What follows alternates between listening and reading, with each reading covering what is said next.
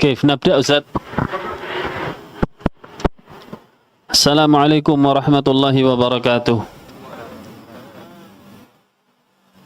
بسم الله الرحمن الرحيم. إن الحمد لله نحمده ونستعينه ونستغفره ونعوذ بالله تعالى من شرور أنفسنا ومن سيئات أعمالنا. من يهده الله فلا مضل له ومن يضلل فلا هادي له، وأشهد أن لا إله إلا الله وحده لا شريك له، وأشهد أن محمدا عبده ورسوله صلوات الله وسلامه عليه وعلى آله وأصحابه ومن سار على نهجه واستنى بسنته إلى يوم الدين. أما بعد، فيا أيها الإخوة والأخوات الحاضرين والمشاهدين الكرام rahimani wa rahimakumullah. Alhamdulillah, segala puji bagi Allah Subhanahu wa taala yang telah melimpahkan seluruh nikmatnya kepada kita semuanya, yang dengannya kita bisa merasakan kecukupan kehidupan dunia kita, dan tentunya yang terbesar adalah nikmat Allah Subhanahu wa taala berupa ditempatkan kepada diri kita masing-masing, yaitu hidayah al-Islam, kemudian di atasnya adalah hidayah sunnah, dan yang paling besar adalah ketika kita sudah mengenal sunnah kemudian berusaha untuk berilmu tentang agama Allah Subhanahu wa taala. Tentu nikmat seperti ini tidak diberikan oleh Allah Subhanahu wa taala kecuali kepada hamba-hambanya yang dirahmatinya, yang dipilih olehnya sesuai dengan firman-Nya, yahdillahu man yasha wa yudlil man yasha.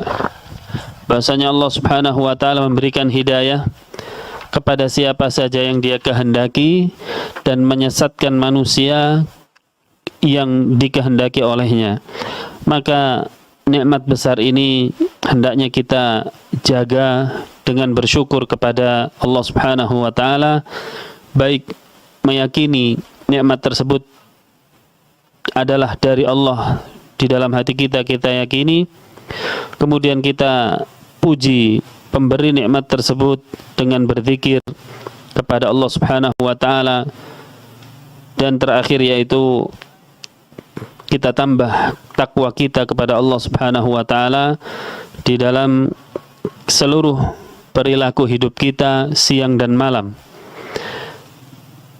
Taib, kita seperti biasa melanjutkan kajian kitab Ushul Tsalatsah dengan penjelasan oleh Syekh Shalih Fauzan hafizahullahu taala, dan saya terjemahkan di sini dengan ringkas atau ma'nawiyah sehingga lebih mudah kita pelajari akan poin-poinnya. Nas'alullaha an yufaqqihana wa yuwaffiqana ilman nafi'a wa amalan salihan wa an yaj'alana min ibadihil mu'minin wal mukhlisin wal alimin al amilin. Seperti biasa, barangkali di antara antum ada yang membaca. Biasanya Ustadz siapa yang baca itu? Siapa Ustaz yang biasanya yajlis hunaha? Kemana? Oh, Masya Allah, Masya Allah, Allah ibarik fihi. Taib, ada yang mau menggantikan barangkali? Oh ya, Masya Allah, Allah ibarik fikum. Ya, supaya interaksi di antara kita semakin hangat ya. Kemarin terakhir, kalau tidak salah saya ingat sampai perkataan Imam Asy-Syafi'i. Betul ya? Iya, sampai terakhir perkataan Imam Asy-Syafi'i. Kemudian sekarang kita lanjutkan setelahnya, yaitu poin nomor 4, perkataan beliau dalam kurung Al-Bukhari itu. Risalah yang pertama. Masih risalah yang pertama.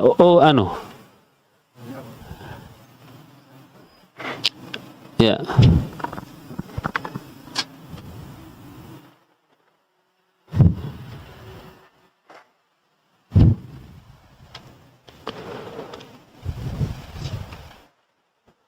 Naam, tafadhal.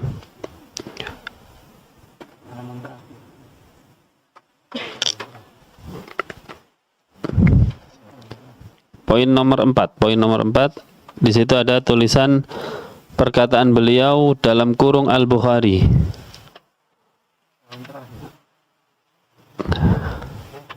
Ya.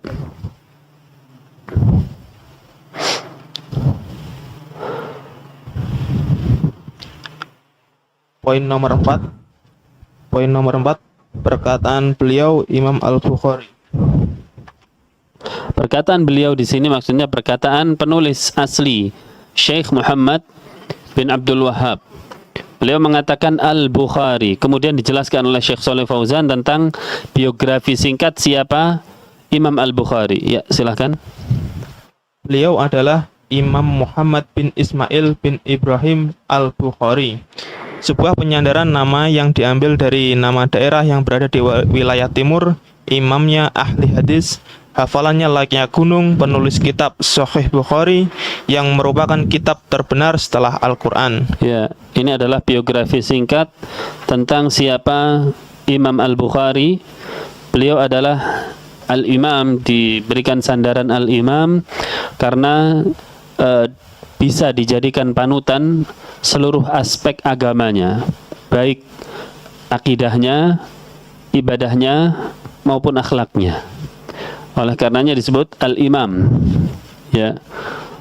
Kemudian wallahu taala alam, dikatakan oleh Syekh Shalih Utsaimin, ya, Syekh Shalih Utsaimin, saya hanya menyampaikan di sini, beliau mengatakan adapun Imam An-Nawawi, kenal ya, maka sebaiknya dipanggil An-Nawawi saja, tapi tidak ada lafaz imam. Kenapa? Karena di sebagian akidahnya beliau tergelincir. Bukan berarti ini mengeluarkan dari ahlu sunnah, tidak. Ya, bukan berarti saya mendukung klaim akidah yang berseberangan dengan akidah ahlu sunnah, yaitu akidah Asy'ariyah yang mengatakan bahwasanya Imam An-Nawawi termasuk Asy'ariyah. Karena Imam An-Nawawi di dalam salah satu kitabnya mentakwil tangan Allah dengan kekuasaan. Ini adalah akidah yang keliru, bukan? Ya, akidah yang keliru. Yang benar adalah tangan ya tetap tangan sesuai dengan maknanya. Adapun bentuknya dan bagaimana tangan Allah Subhanahu wa taala, maka kita serahkan kepada Allah. Tidak kita takwil juga menjadi kekuasaan atau menjadi nikmat, tidak. Ya.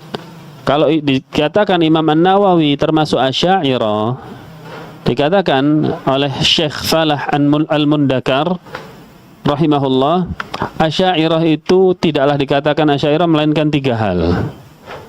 Yang pertama, jika seseorang Assalamualaikum warahmatullahi wabarakatuh. Yang pertama, jika seseorang itu mengedepankan akal daripada dalil. 1. Kedua, ketika dia membagi hadis menjadi 2, mutawatir dan ahad, kemudian yang hadis ahad berkaitan dengan akidah ditolak. Yang ketiga, ketika ada dalil baik Al-Quran maupun Sunnah tidak sesuai dengan akalnya, dia takwil. 3 poin ini baru orang dikatakan Asy'ariyah. Sementara Imam An-Nawawi tidak, poin 1 dan 2. Nomor 3 itu pun sebagian. Maka tidak adil ketika Imam An-Nawawi dikatakan Asy'ariyah. Hanya sedikit kesalahan. Tapi Syekh Shalih Utsaimin mengatakan bahwasanya walaupun ada sedikit kesalahan karena masalahnya akidah, maka sebaiknya dipanggil An-Nawawi, tidak ada imamnya. Karena imam itu panutan. Seperti Imam Al-Bukhari, akidahnya, ibadahnya dan akhlaknya selamat. Ya. Wallahu taala a'lam. Adapun kalau yang mengatakan tetap panggil Imam An-Nawawi, fala ba'sa bih, ya, tidak masalah, yang penting harus diberikan catatan bahwasannya tetap akidah tentang nama Allah dan sifat Allah tidak boleh ditakwil. Sebuah penyandaran nama yang diambil dari nama daerah yang ada di wilayah timur, tepatnya Khurasan, ya. Daerah Khurasan itu ada daerah bernama Bukhara. Disitulah Imam Al-Bukhari berasal. Bukhari itu awal dari Bukhara. Kemudian ada ya nisbah ya. Kalau dikatakan dalam bahasa Arab, sehingga Bukhara jadi Bukhari. Maksudnya orang yang berasal dari Bukhara. Imamnya ahli hadis. Ya, bahkan dikabarkan usianya masih 18 tahun sudah menjadi rujukan ilmu hadis. Berapa? 18 tahun ya. Pernah dia datang ke Baghdad ke sebuah majelis hadis milik imam besar ahli hadis ya. Kemudian ketika Bukhari ini datang, tidak menyebutkan saya Bukhari, tidak. Dilihat anak muda oleh guru itu yang punya majelis. Wahai anak muda, engkau berasal dari mana? Saya dari Bukhara. Bukhara itu daerah Khurasan sana, Rusia, Uni Soviet ya. Datang ke Irak, jauh kan? Jauh. Katanya Syekh ini, ngapain kamu jauh-jauh? Di sana ada Bukhari. Padahal orang ini Bukhari ya. Ngapain jauh-jauh? Dan Bukhari atas ketawaduannya tidak mengatakan, "Loh, saya Bukhari." Enggak. Oh ya, terima kasih gitu. Ya.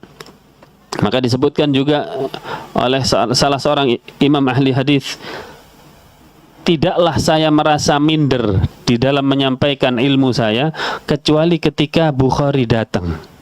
Duduk di majelis, langsung saya tidak bisa bercakap-cakap. Tahu bahwasanya hafalannya luar biasa, ilmu hadisnya seperti gunung ya. Kemudian pernah disebutkan lagi bahwasanya ketika ada 10 ahli hadis berkumpul ingin menguji Muhammad bin Ismail ini, namanya Muhammad bin Ismail ya, Imam Bukhari ini ingin menguji apakah benar hafalannya Bukhari ini benar-benar kuat. Maka dari 10 ulama masing-masing membawa 10 hadis beserta sanadnya. Ya, jadi ada hadis ini sanadnya dari si fulan, dari si fulan, dari si fulan sampai Rasulullah. Itu sanad kan? Satu orang 10 hadis plus 10 sanad. Jadi ada berapa kalau 10? 100 hadis plus sanadnya. Masing-masing 10 ini ditukar-tukar sanadnya. Yang harusnya dari an si fulan ini tukar sini, ini yang ini tukar sini. Masing-masing diacak. Ketika Bukhari ini datang, tidak menyebutkan saya Bukhari, tidak. Dilihat anak muda oleh guru itu yang punya majelis. Wahai anak muda, engkau berasal dari mana? Saya dari Bukhara. Bukhara itu daerah Khurasan sana, Rusia, Uni Soviet ya. Datang ke Irak, jauh kan? Jauh. Katanya Syekh ini, ngapain kamu jauh-jauh? Di sana ada Bukhari. Padahal orang ini Bukhari ya. Ngapain jauh-jauh? Dan Bukhari atas ketawaduannya tidak mengatakan, "Loh, saya Bukhari." Enggak. Oh ya, terima kasih gitu. Ya. Maka disebutkan juga oleh salah seorang imam ahli hadis, tidaklah saya merasa minder di dalam menyampaikan ilmu saya kecuali ketika Bukhari datang. Duduk di majelis, langsung saya tidak bisa bercakap-cakap.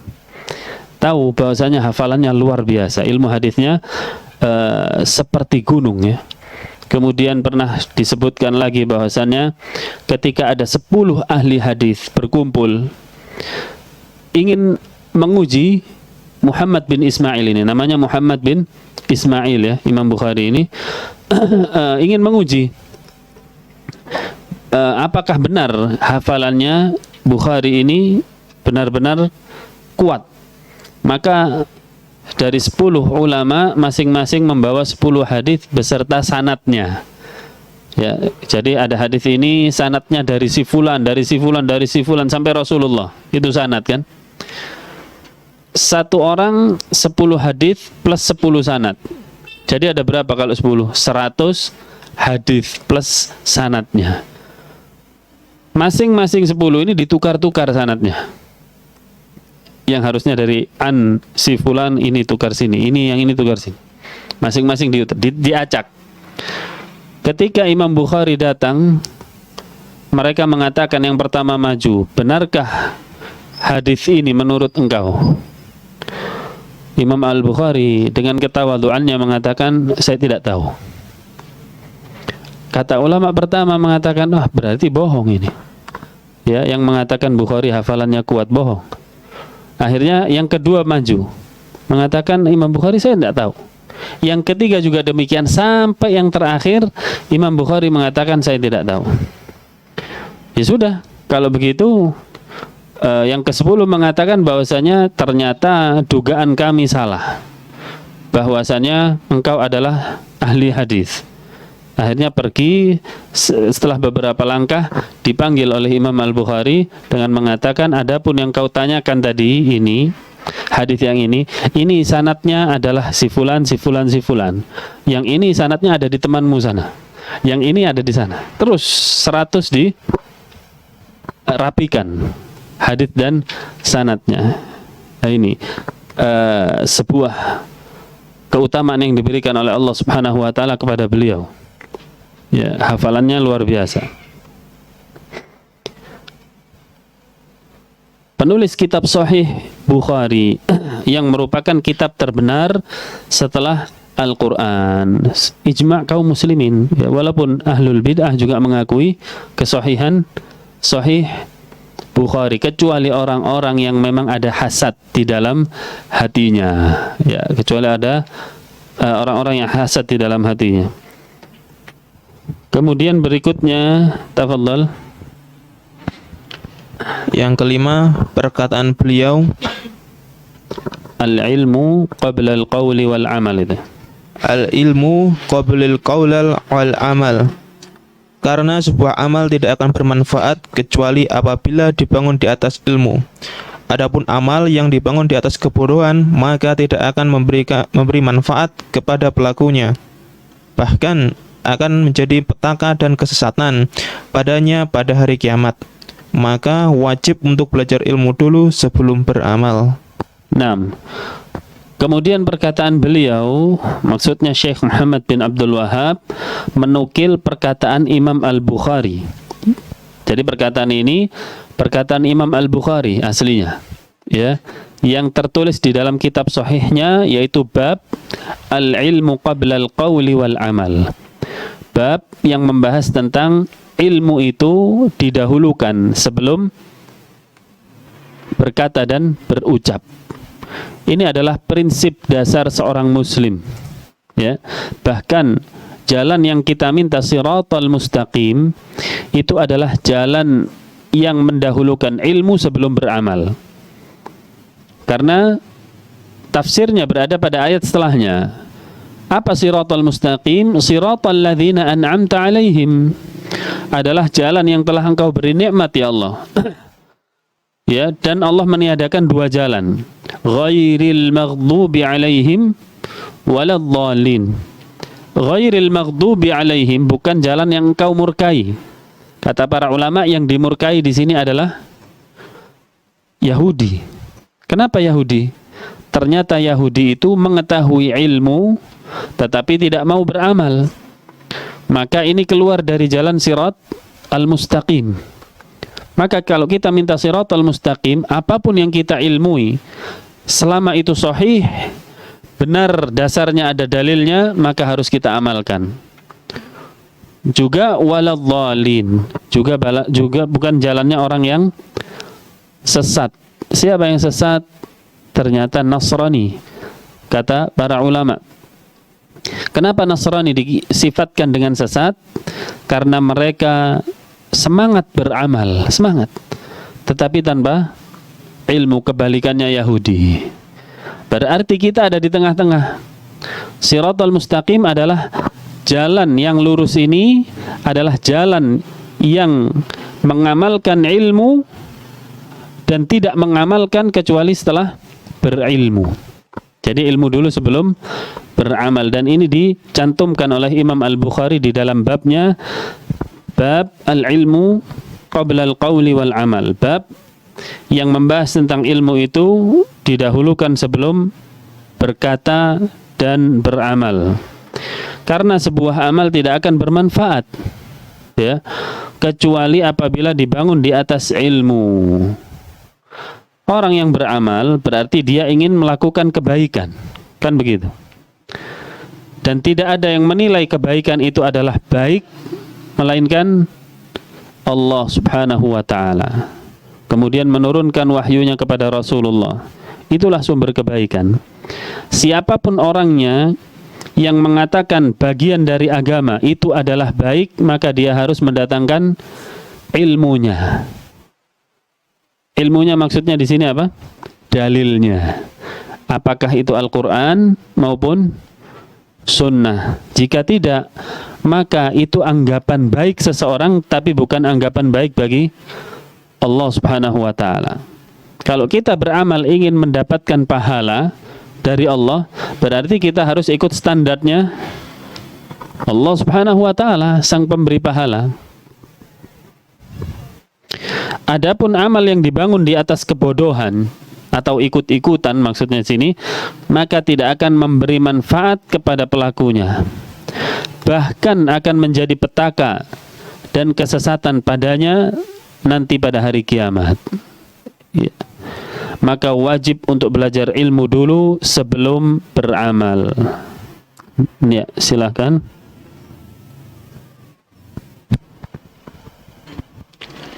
Yang keenam, perkataan beliau Wad dalilu. wad dalil, yaitu dalil dari ungkapan di atas. Ya, fa'lam annahu la ilaha illallah wastaghfir li dzambik. Ya, artinya Maka ilmulah, ketahuilah bahwa tidak ada yang patut disembah dengan benar kecuali Allah, dan mohon ampunlah atas dosamu.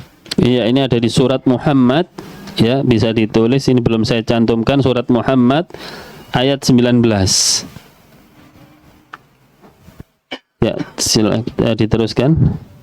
Dalam ayat ini Allah memulai dengan ilmu, dan firman Allah Ta'ala wastaghfir ini adalah bentuk amalnya, maka Allah memulai dengan ilmu sebelum amal. Karena apabila sebuah amal dikerjakan tanpa dasar ilmunya, maka tidak akan bermanfaat bagi pelakunya. Sudah sepatutnya bagi manusia memulai dengan ilmu terlebih dahulu, kemudian mengamalkan ilmunya. Ini adalah prinsip dasar. Ya. Kemudian perkataan beliau wad dalilu, dan dalil, maksudnya dalil di sini adalah dalilnya Imam Bukhari. Imam Bukhari mengatakan ilmu itu dilakukan sebelum berkata dan beramal, kan begitu. Mana dalilnya? Imam Bukhari mencantumkan dalilnya di surat Muhammad ini. Ayat 19, yaitu fa'lam. Fa'lam artinya ketahuilah atau ilmuilah. Maka ini perintah. Perintah pada asalnya hukumnya apa? Wajib. Salatlah, ya itu wajib berarti. Ya, puasalah. Semua lafadz perintah hukumnya, hukum asalnya apa? Wajib. Di sini berarti perintah untuk berilmu. Allah letakkan di depan, ya, ketahuilah atau ilmuilah annahu la ilaha illallah, bahwasannya tidak ada yang patut disembah dengan benar kecuali Allah. Kita pertama disuruh belajar ucapan la ilaha illallah ini. Kalimatut tauhid ini harus kita pelajari. Ini adalah ilmu yang paling dasar yang wajib diketahui oleh setiap manusia, bahkan terutama kaum muslimin. Sungguh ironis ketika kaum muslimin, ya, yaitu dikenal dengan orang-orang yang mengucapkan dua kalimat syahadat. Salah satu dari ucapan syahadat itu la ilaha illallah, ternyata dia tidak tahu apa makna yang terkandung di dalam la ilaha illallah. Ini sangat ironis, ya, sangat bertentangan dengan sifat dasar orang Islam. Sifat dasar orang Islam yaitu berbeda dengan orang munafik. Orang munafik apa? Lima taquluna ma la taf'alun. Yang diucapkan tidak diperbuat. Sementara orang Islam, apa yang diucapkan itulah yang dia perbuat. Kemudian dan mohon ampunlah atas dosamu, yaitu kalimat wastaghfir lidzambika, dan istighfarlah ya dari dosamu, mohon ampunlah. Hubungannya dengan kalimatnya Imam Bukhari mana? Bab ilmu dulu sebelum berkata dan beramal. Ya ini, kalau kita urut fa'lam, ilmu dulu. La ilaha illallah itu ucapan atau perbuatan? Ucapan. Istighfar, mohon ampun, dianggap perbuatan di sini. Ya, dianggap di sini adalah mohon ampun, itu adalah perbuatan. Maka di sini Imam Al-Bukhari berdalil bab ilmu dulu sebelum berbuat atau berkata dan berbuat. Ya, fa'lam annahu la ilaha illallah wastaghfir lidzambik. Baik, kita alhamdulillah selesai pada risalah yang pertama. Kita lanjutkan di risalah yang kedua ya.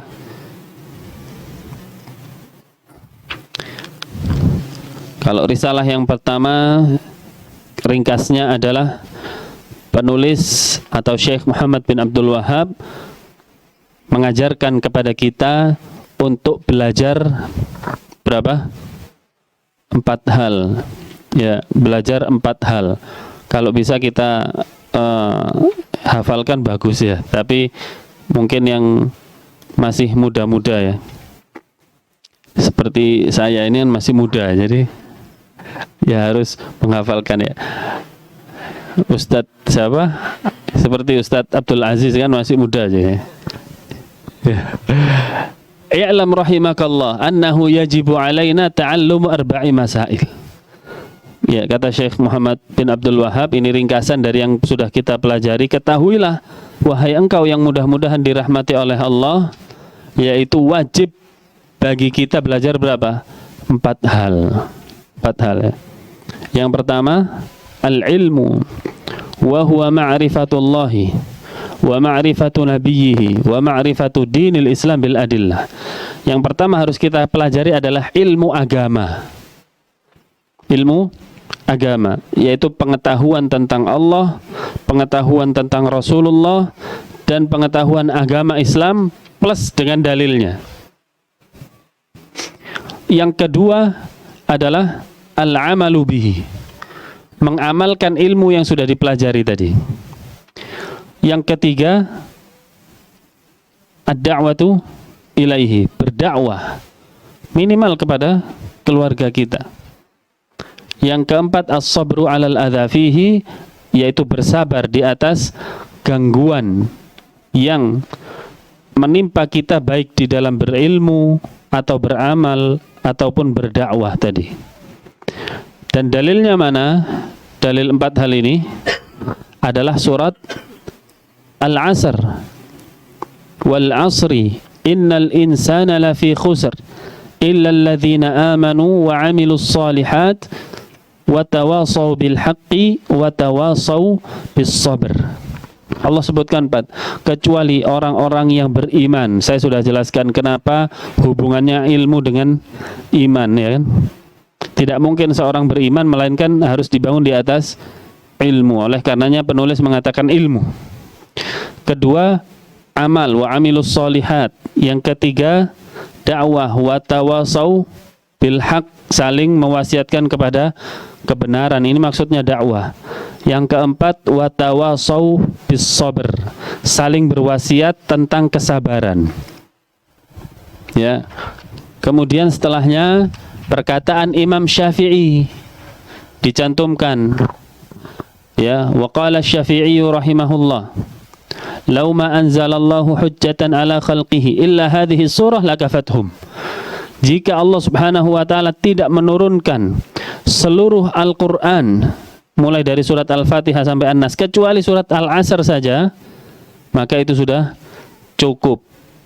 Maksudnya sudah cukup adalah memandang bahwasanya surat Al-Asr itu membahas seluruh aspek kehidupan manusia di dunia secara global, secara garis besar. 4 tadi ya, jalan kebahagiaan, kemudian surat yang lain yang menjelaskan secara rinci. Kemudian perkataan Imam Al-Bukhari yang tadi kita baca, yaitu bab al-ilmu qablal qawli wal amal. Sekarang kita masuk risalah yang kedua. Ya, tafadhal. 3 perkara yang wajib bagi setiap muslim untuk mempelajarinya dan mengamalkannya. Ketahuilah, wahai engkau yang mudah-mudahan dirahmati oleh Allah Ta'ala, bahwasannya wajib bagi setiap muslim dan muslimah belajar 3 perkara ini dan mengamalkannya. Iya, jadi ini adalah risalah kedua yang saya tulis dengan font miring itu, ya, dengan huruf yang miring itu adalah perkataan asli Syekh Muhammad bin Abdul Wahhab. Kemudian penjelasan bawah itu adalah penjelasannya Syekh Shalih Fauzan, hafizahullah. Jadi perkataan Syekh Muhammad bin Abdul Wahhab, beliau mengatakan, ketahuilah wahai engkau yang mudah-mudahan dirahmati oleh Allah Subhanahu wa taala. Ya, sekali lagi ini adalah doa dari beliau sebelum menjelaskan ilmu, menunjukkan bahwasannya beliau terlepas dari tuduhan-tuduhan macam-macam, tuduhan teroris, tuduhan yang bengis dan yang lain sebagainya, mudah mengkafirkan. Bahkan di awal beliau menulis, di awal beliau memberikan ilmu, beliau memulai dengan mendoakan pendengarnya, mendoakan murid-muridnya, pembacanya, dengan perkataan beliau mana? Mudah-mudahan engkau dirahmati oleh Allah Subhanahu wa ta'ala, atau bahasa Arabnya i'lam rahimakallah. Pesan beliau adalah bahwasannya wajib bagi setiap muslim dan muslimah belajar 3 perkara ini dan mengamalkannya. Tadi kewajibannya belajar saja, sekarang belajar dan mengamalkannya. 1. Kedua, perbedaannya adalah tadi untuk seluruh manusia, sekarang muslim dan muslimah, lebih spesifik, lebih khusus. Ya, tafadhal. Yang pertama, perkataan beliau, ketahuilah, seperti yang telah dijelaskan pada pelajaran sebelumnya, bahwa kalimat ini mengandung peringatan agar kita memperhatikan apa yang akan disampaikan setelahnya. Ya, jadi diulang lagi bahwasannya ucapan beliau ketahuilah atau i'lam bahasa Arabnya, ini adalah pesan kepada pendengar atau yang membaca risalah ini untuk kembali fokus kepada pokok bahasannya, karena akan ada pesan yang disampaikan. 6. Kemudian yang kedua, perkataan beliau, semoga engkau dirahmati oleh Allah. Ini adalah doa beliau untuk Pak pembaca agar diberi rahmat. Ini juga seperti yang telah berlalu penjelasannya, bahwa hendaknya seorang guru berlemah lembut terhadap anak didiknya, mendoakannya, memotivasinya, dan optimis terhadap mereka. Maka sungguh ini adalah pendukung sempurnanya pendidikan. Iya. Kemudian di sini ada faedah tambahan tentang metode mendidik, tentang cara yang tepat di dalam mendidik. Cara yang tepat di dalam mendidik adalah arif, yaitu lemah lembut. Ya. Walaupun kita terpancing dengan anak didik kita atau siapapun terpancing emosi, kita harus tahan. Ya. Kita harus tahan, karena sejatinya seorang yang menasehati, orang yang mendidik itu layaknya dokter yang menyembuhkan pasiennya. Dokter yang menyembuhkan pasiennya, ketika pasiennya mau disuntik, berontak, takut dengan jarum, atau teriak-teriak, apakah kemudian pasiennya ditempeleng, berisik aja, gimana? Malah lari ya. Maka pendakwah, pendidik juga demikian. Ya, mungkin seperti dokter tadi, nggak sakit kok Pak, sebentar aja, ya. Kemudian diajak ngobrol lagi. Kalau saat itu belum siap, ya sudah duduk dulu, ya sampai tenang. Nanti kalau sudah siap silakan. Itu juga dilakukan kepada oleh pendidik kepada anak didiknya. Terutama siapa? Orang tua pada anaknya. Itu adalah pendidik sejati. orang tua kepada anaknya itu adalah pendidik sejati. Dan ini yang wajib dilakukan sebelum orang itu mengajar kebaikan kepada orang yang lainnya. Yang wajib diajarkan kebaikan pertama kali adalah anak dan istrinya. Sebagaimana Nabi SAW berdakwah kepada siapa dulu? Keluarganya. Wa anzir ashiratakal aqrabin, kata Allah. Peringatkanlah keluarga terdekatmu dulu, wahai Muhammad. Ya. Kemudian Allah juga berfirman, qu anfusakum wa ahlikum nara. Selamatkanlah diri kalian. Kemudian siapa? Dan pemimpin kalian? Atau siapa? Tetangga kalian? Tidak, tapi ahlikum, keluarga kalian. Ya. Jadi ini adalah pesan tambahan. Di dalam pesan ini adalah faedah tambahan yang beliau awali dengan doa ini, menunjukkan metode pendidikan yang sempurna, yaitu lemah lembut, tidak kasar. Sebagaimana Rasul SAW memiliki sifat lemah lembut. Disebutkan di dalam surat Ali Imran, Allah Subhanahu wa taala mengatakan, "Fabima rahmatin minallahi lintalahum." Dan atas kelemah lembutanmu, atas rahmat Allah kepadamu, wahai Muhammad, engkau menjadi sosok yang lemah lembut kepada mereka. Ya, bagaimana kita saksikan Umar ibnul Khattab sebelum masuk Islam, ketika mendengar Nabi, apakah santai saja? Apakah membiarkan begitu saja Nabi berdakwah? Tidak, bahkan mau membunuh.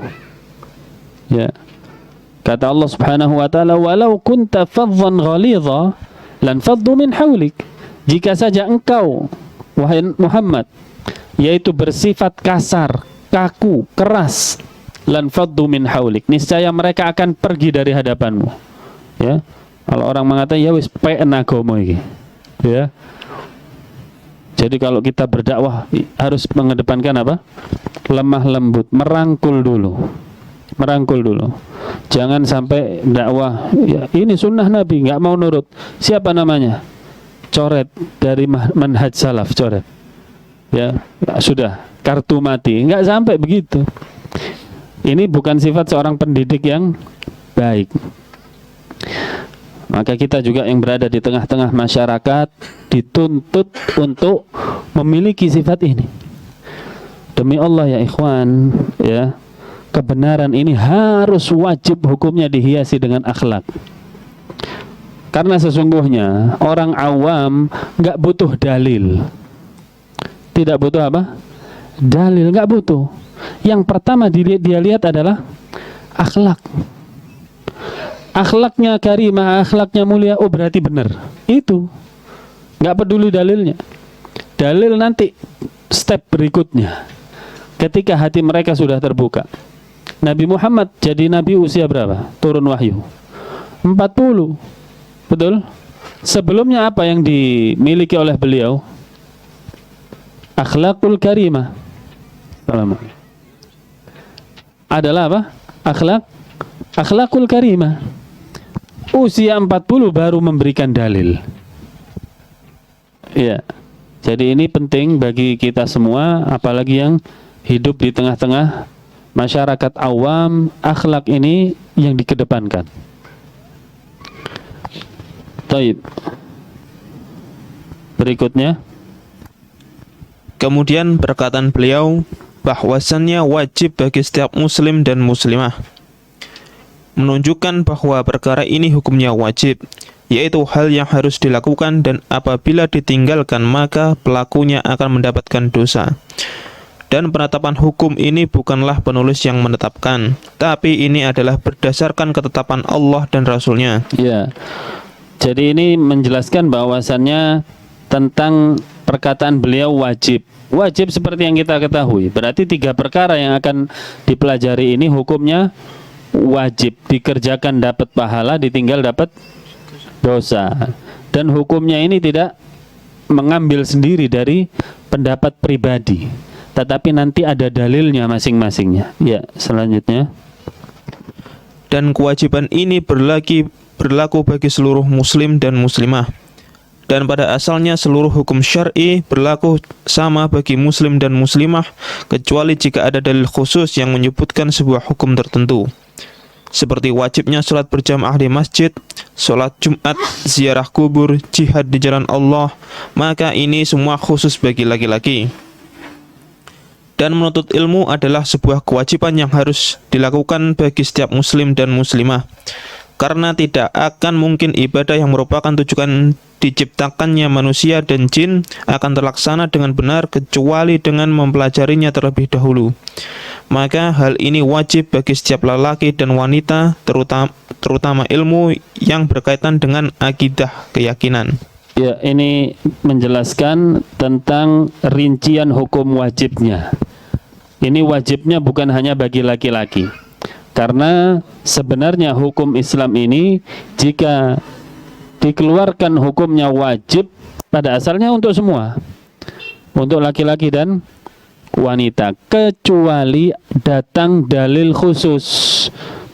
Khusus bagi laki-laki, contohnya itu apa? Salat berjamaah wajib bagi siapa? Laki-laki. Ya, wanita tidak, bahkan lebih baik di rumah, walaupun boleh di masjid, boleh saja. Sebaiknya di rumah. Maka baru ini dikecualikan ya, datang dalil khusus. Jika tidak ada, seperti contohnya Rasul sallallahu alaihi wasallam bersabda, "Talabul ilmi fardhatun ala kulli muslim." Menuntut ilmu itu hukumnya wajib ain bagi setiap muslim. Maka ini menyeluruh ya, baik muslim dan muslimah. Dan paragraf berikutnya menjelaskan menuntut ilmu adalah hal yang harus ya, karena tujuan kita diciptakan di dunia ini untuk apa? Untuk ibadah. Ibadah itu punya tata cara. Bagaimana mungkin ibadah bisa terlaksana dengan baik jika tata caranya tidak dipelajari? Kalau kita perhatikan jamaah sekalian, apa tujuan Allah Subhanahu wa taala mengutus seorang Rasul Muhammad sallallahu alaihi wasallam? Supaya kaum muslimin pada zaman itu belajar kepada beliau. Ini menunjukkan bahwasanya pengutusan beliau sama saja mewajibkan kaum muslimin untuk belajar. Jika ibadah boleh masing-masing caranya, tentu Allah tidak usah mengutus Rasulullah sallallahu alaihi wasallam. Maka tentu seluruh aktivitas kita, ini sudah saya ulang-ulang ya, seluruh aktivitas kita sepenting apapun tidak bisa mengalahkan pentingnya belajar beribadah atau belajar agama. Nggak ada. Karena tujuan hidup kita ini bukan untuk mencari rizki. Wa ma khalaqtul jinna wal insa illa liya'budun. Bukan illa liyatlubuna rizqa. Dan tidaklah aku ciptakan jin dan manusia untuk beribadah, bukan untuk mencari rizki. Adapun rizki sudah ditulis. Rizki sudah tertulis, hanya saja kita disuruh berusaha. Tapi Allah Subhanahu wa taala menegaskan tujuanmu hidup ini wahai manusia apa? Beribadah. Terus saya utus seorang rasul yang tugasnya apa? Mengajarkan kalian tata cara ibadah. Maka saya katakan tidak ada yang mengalahkan keutamaan atau kepentingan kita belajar ilmu syar'i dari kegiatan yang lainnya. Jadi sungguh tertipu dengan dunia. Makanya Allah banyak sebutkan wa mal hayatud dunya illa mata'ul ghurur. Kehidupan dunia ini hanya kesenangan yang menipu. Salah satu bentuk tipuannya apa? Orang meninggalkan belajar agama. Ditinggal belajar agama, dianggap nggak penting. Atau belajar agama hanya sebatas bisa baca Al-Quran dengan makhrajnya, kemudian tajwidnya, selesai. Ahlil jannah, selesai. Enggak, itu baru step pertama ya. Apakah buku panduan itu cuma bisa dibaca kemudian dihafal walaupun maknanya tidak paham? Tidak, maka tidak berfungsi buku panduan tadi. Harus dipelajari. Maka di sini disebutkan terutama ilmu yang berkaitan dengan akidah. Terutama ilmu yang berkaitan dengan akidah, wajib di atas wajib. Ya, kalau orang hanya belajar tata cara ibadah saja, akidahnya tidak dipelajari, mustahil dia bisa istiqomah. Karena istiqomah belajar dari hati. Istiqomah berangkat dari hati. Sementara hati yang tidak diisi dengan ilmu akidah, dia tidak bisa lurus, tidak bisa kokoh, bergoncang dia. Mana mungkin bisa istiqomah? Ya. Kita sudah lewat 50 menit ini ya, sudah 50 menit kurang 10 menit 1 jam. Kalau kita lanjutkan 3 perkara panjang ya, atau kita sampai di garis itu, sampai di garis putus-putus itu ya silahkan. Perkataan beliau belajar 3 perkara kemudian kita akhiri ya. Tafadhal. Kemudian perkataan beliau, belajar 3 perkara. Makna belajar di sini adalah mengambil ilmu dari ahlinya, menghafalnya, serta memahaminya. Inilah yang dinamakan belajar, bukan hanya sekedar membaca atau menelaah saja. Walaupun di dalamnya ada sedikit faidah, tapi tidak selayaknya belajar hanya sebatas membaca, mendengar, kemudian lepas dan tidak berusaha memahami atau menghafalnya.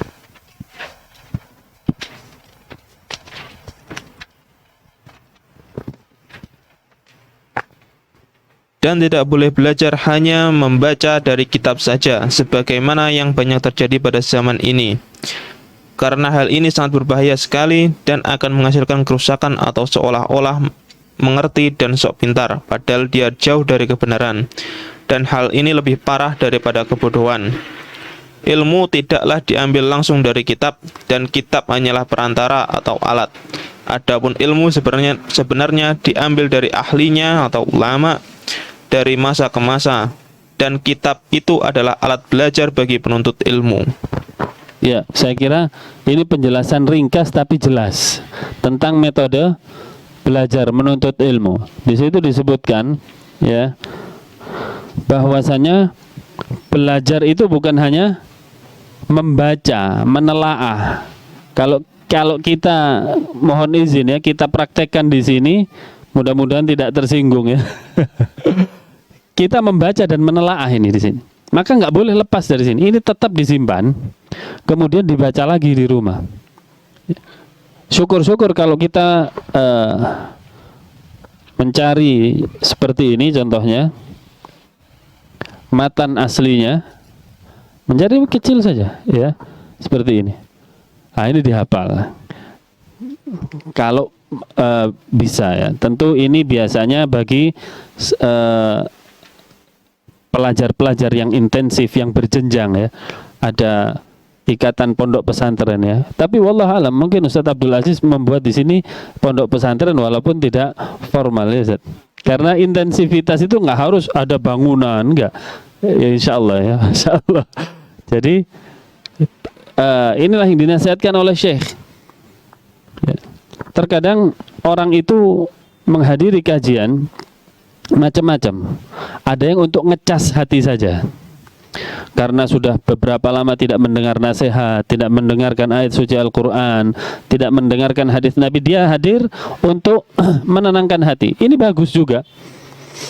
Tapi ada yang levelnya lebih dari itu.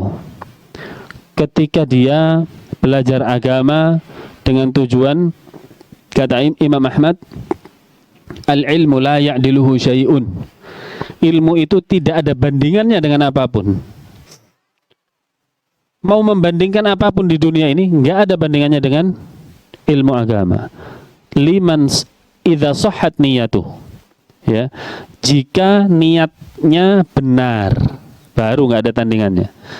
Kemudian ditanya, ya, kaifa tasihhun niyat ya Imam? Bagaimana benarnya niat menuntut ilmu itu wahai Imam? Imam Ahmad mengatakan, idza tanwi an tarfa'al jahl min nafsik. Ketika engkau berniat untuk mengangkat kebodohan dari dirimu wa ghairik, dan kebodohan dari orang lain. Kemudian, maka ini adalah niat yang benar yang bisa meletakkan seseorang kepada derajat yang tinggi karena dia punya ilmu. Ya ikhwan fiddin rahimani wa rahimakumullah. Kemudian tidak boleh belajar hanya membaca kitab saja, alias otodidak. Kalau memasak silahkan belajar masak ya, atau otodidak belajar arsitektur silahkan, otodidak belajar ilmu dunia yang lainnya silahkan. Tapi ilmu agama, ingat bahwasanya Allah Subhanahu wa taala menurunkan Al-Qur'an plus dengan pengajarnya. Itu simbol bahwasanya Al-Qur'an nggak boleh dipahami sendiri-sendiri. Harus merujuk kepada guru. Ilmu agama harus duduk bersama guru. Ilmu agama yang secara prinsip, dasar-dasarnya, kaidah-kaidahnya sudah menguasai, silahkan baru membaca kitab-kitab para ulama yang sifatnya sebagai pelengkap, sebagai ensiklopedi.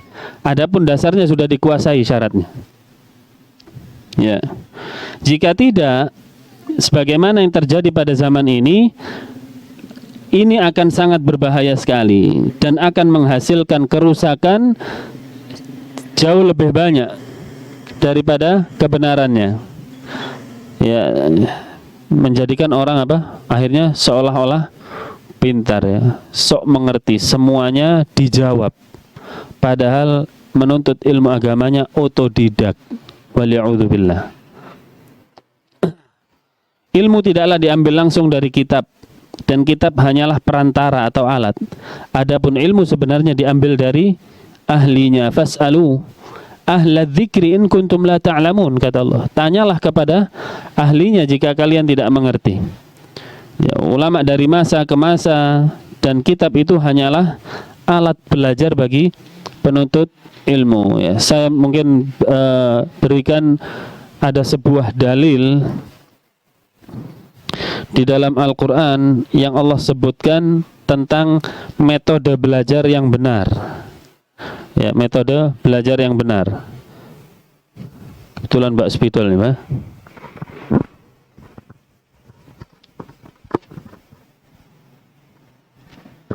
Allah. Oh, ini sudah. Allah Subhanahu wa taala, saya kadang bawa spidol gede gini biar jelas. Ya. Kadang di Blitar itu banyak audiensnya, pemirsanya itu PTD katanya, pemuda tempo dulu.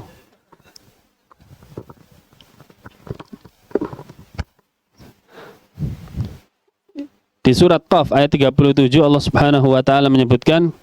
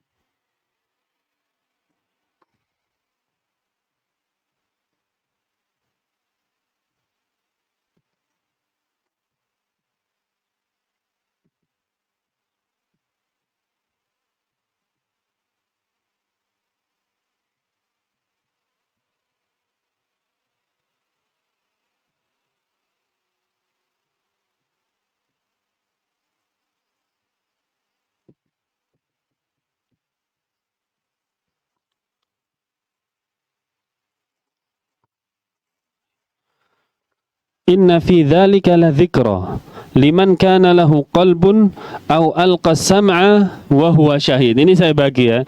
Ini keterangan oleh Al-Imam Ibnul Qayyim di dalam kitabnya Al-Fawaid. Ya, satu ini bagiannya. Kemudian ini 2 sampai di sini ya. Saya berikan kotak ini ya. 1, 2, 3, 4. Insya Allah bermanfaat belajar kita. Nomor 1 itu menjelaskan inna fi dzalika la dzikra. Sesungguhnya di dalam Al-Qur'an tersebut ya, di dalam Al-Qur'an atau di dalam jiwa Nabi Muhammad ada peringatan. Maka kata Imam Ibnul Qayyim, apa yang terkandung di dalam poin pertama ini, di dalam belajar harus menentukan gurunya. Karena di sini membahas Al-Qur'an yang dibawa oleh Nabi Muhammad. Sahabat belajar kepada Nabi Muhammad saja, tidak belajar kepada yang lainnya dengan dalih ambil baiknya buang buruknya. Enggak ada. Belajar kepada sumber yang benar, yang dipercaya. Ya, maka di sini menghasilkan di dalam metode belajar kita kalau ingin baik, pertama guru yang ahli. 2, liman kana lahu qalbun, kepada orang-orang yang memiliki hati. Maksudnya memiliki hati di sini adalah yang hatinya hidup. Yang hatinya hidup, artinya niatnya ikhlas.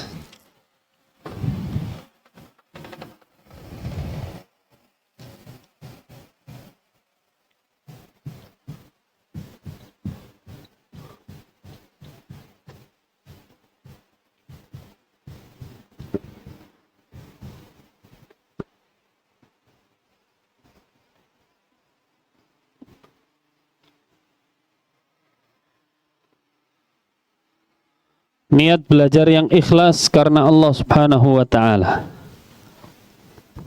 Yang ketiga, alqas sam'a, benar-benar fokus, yaitu secara pendengaran dan penglihatan. Memfokuskan seluruh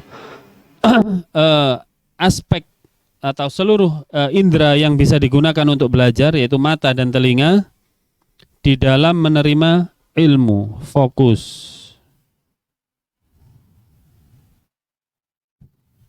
Keempat, ini fokus ini masuk ya, yang di dalam kitab tadi, yaitu pertama membaca,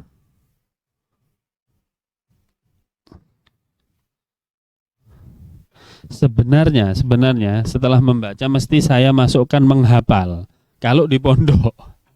Kalau nggak di pondok, menghafalnya sunnah aja ya, sunnah, makanya nggak ditulis ya. Membaca, kemudian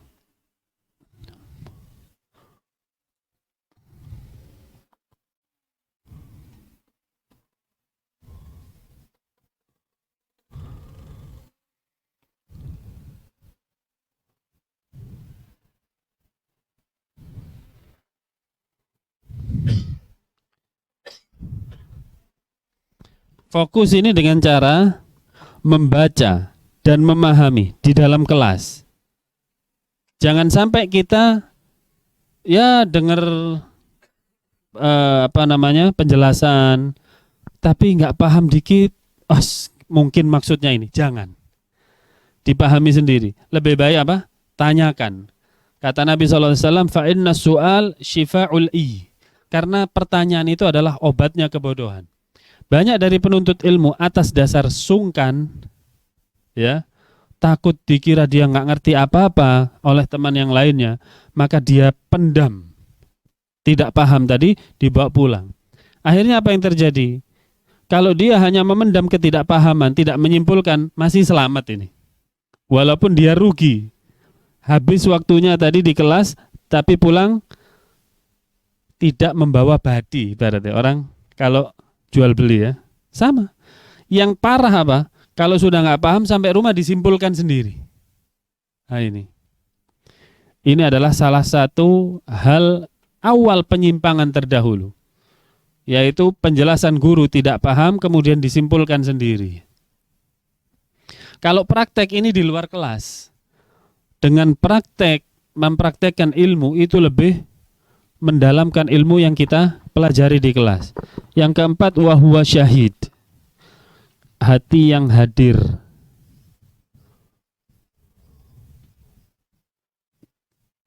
Bukan hanya fisik yang hadir, tapi hati yang hadir. Sebab ada ya, penuntut ilmu, dia datang ke tempat kajian, tetapi hatinya di mana? Ya, apalagi kalau Piala Dunia. Sudah makso ya, datang ke kajian, tetapi formalitas sudah dijam sama dia. Ini selesainya jam sekian, mulainya kick off jam sekian. Ya, mau nggak mau saya harus bangkit. Ya, ini bahaya seperti ini, maka tidak akan bermanfaat bagi kegiatan thalabul ilminya. Ini bisa ditemukan ya di surat Qaf ayat 37.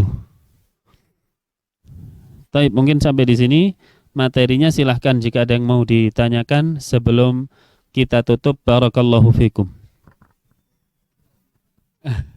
Namzat, ini ini bukan bertanya, ngetes ini.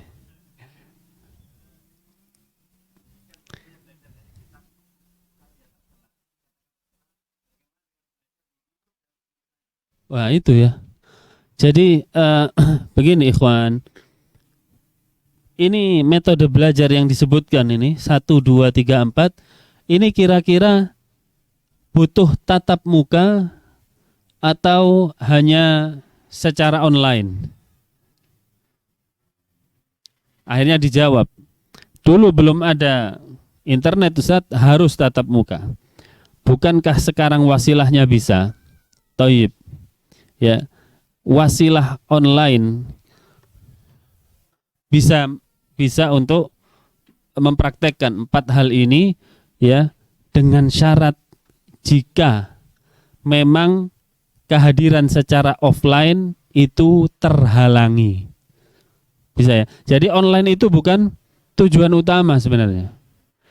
Tujuan utama offline. Kenapa kemudian digantikan online? Karena ada halangan.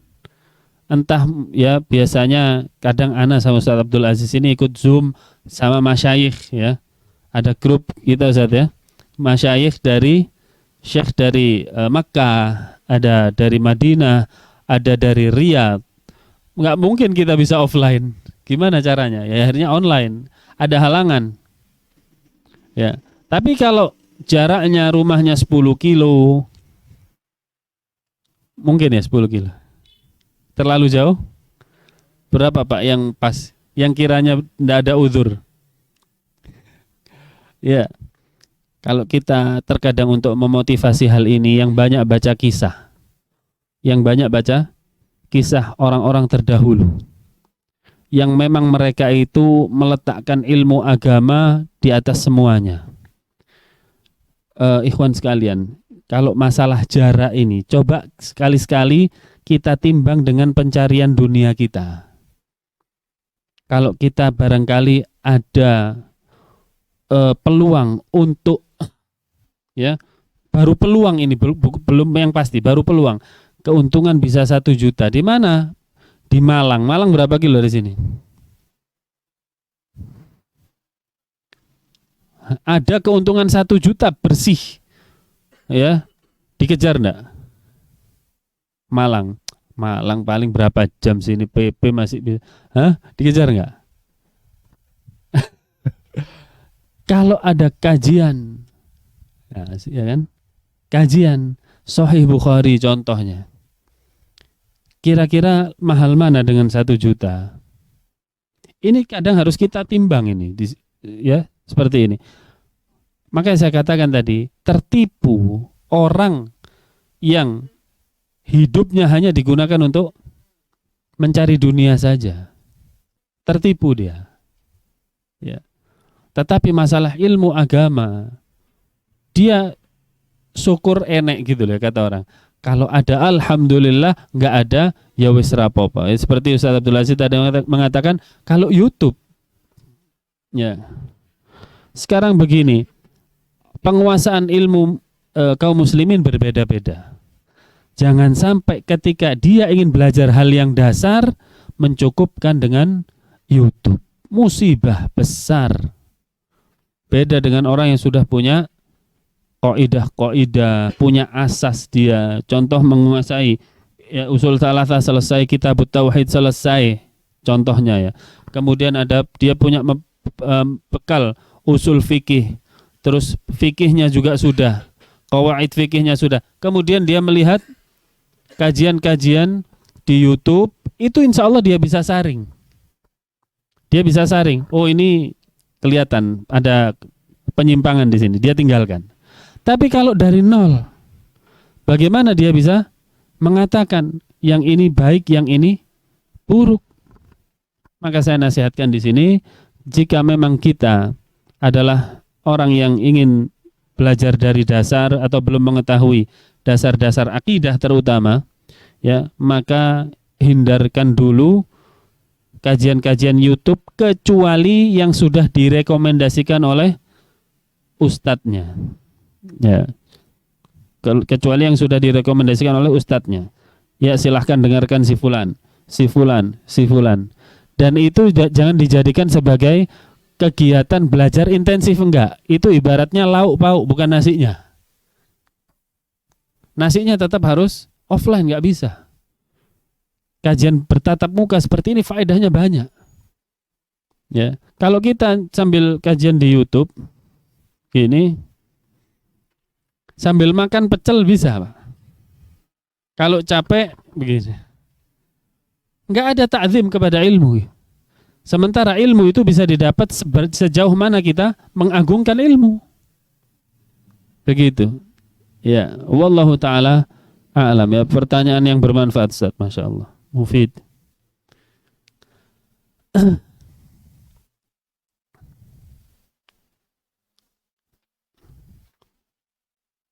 Ada lagi, tafadhol. Ya.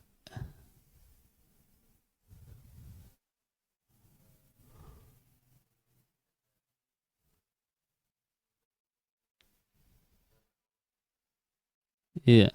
Ya, pertanyaannya bagaimana tips untuk mengikhlaskan niat di dalam belajar, begitu ya. Bagaimana tips untuk mengikhlaskan niat di dalam belajar? Pertama, masalah hati ini adalah masalah yang berat. Tidak seperti kita mengatur badan kita, jasad kita. Lebih mudah kalau hati ini berbolak-balik. Di suatu kondisi seperti ini, kita Masya Allah takutnya kepada Allah luar biasa kalau di majelis ini. Kan kalau lagi membahas Al-Quran, bahas sunnah, seperti surga dan neraka ada di hadapan kita.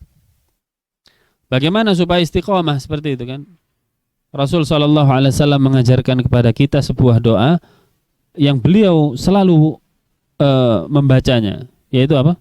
Ya muqallibal qulub, tsabbit qulubana ala dinik. Wahai zat yang membolak-balikkan hati, tetapkanlah hatiku di atas agamamu. Berarti pertama tipsnya apa? Doa. Selalu berdoa kepada Allah Subhanahu wa taala. Kemudian berikutnya, ya, bagaimana supaya hati kita itu ikhlas di dalam menuntut ilmu? Kedua, ingat tentang tujuan diciptakannya hidup kita, yaitu untuk ibadah. Sementara ibadah tidak bisa tercapai kecuali dengan ilmu.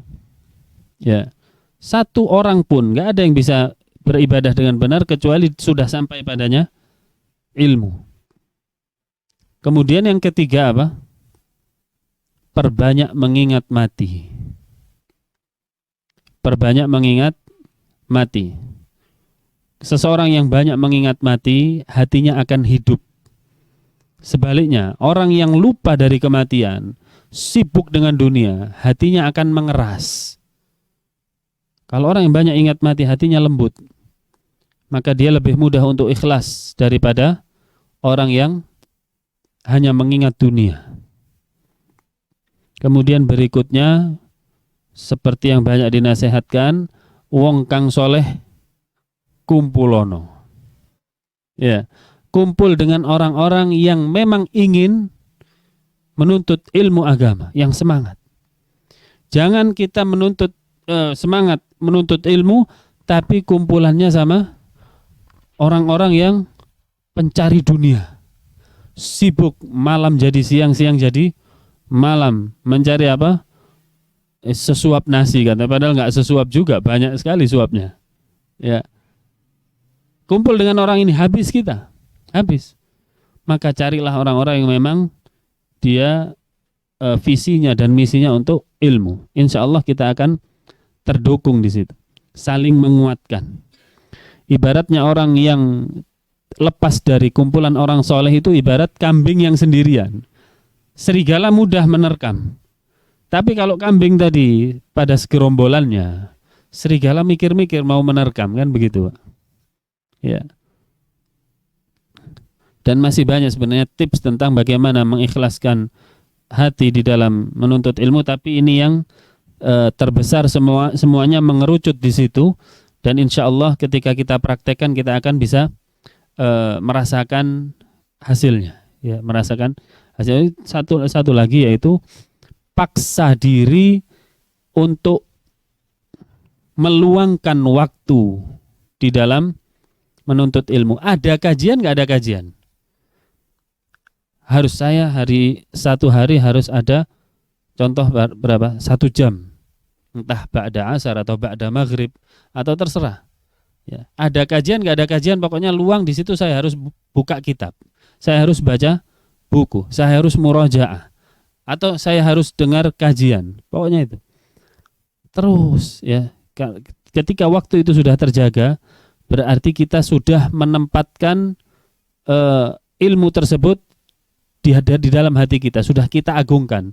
Itu sudah poin pertama untuk kita lebih meningkatkan ya hati kita di dalam ilmu. Wallahu taala a'lam. Ya. Taib. Cukup ya, saya kira. Afwan, saya harus segera balik karena ada acara. Ya, afwan. Wa sallallahu ala Muhammad wa ala ali Muhammad walhamdulillahi rabbil alamin. Subhanakallahumma bihamdika asyhadu an la ilaha illa anta astaghfiruka wa atubu ilaik. Assalamualaikum warahmatullahi wabarakatuh.